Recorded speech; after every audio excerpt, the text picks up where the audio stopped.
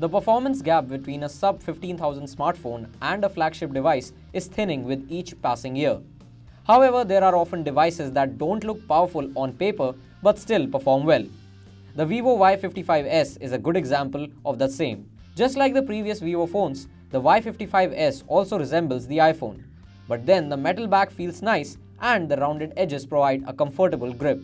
Overall, the build quality is pretty much the industry standard. Talking about the display, the color saturation and viewing angles are good and at par with the likes of the Honor 6X and the Coolpad Cool 1. The 5.5-inch 720p panel is one of the dimmest that we have seen with a luminance rating of just 220 lux. Vivo has decided to stick to the iOS-themed UI, but then it caters to all the features you would expect from a Chinese UI, including but not limited to themes, a phone manager, a third-party app store, a pre-installed keyboard, and more.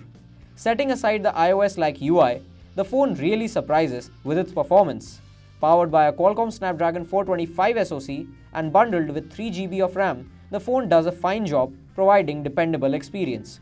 Even when we tested games like Asphalt 8 and Marvel's Contest of Champions, the phone was able to provide stable frame rates of 29 FPS, which is reasonable for the price. The battery life is just good enough for a work day's worth of usage. The phone lasted 5 hours and 31 minutes on the PC Mark Work 2.0 battery test, which is definitely not in the Xiaomi Redmi Note 4 territory, but not bad either. The camera, however, is a hit or miss. Photos shot in bright outdoor conditions by the 8-megapixel rear camera produce sharp colors that are noticeably oversaturated along with soft details. Color details are fairly decent for its price, but the dynamic range is not exemplary.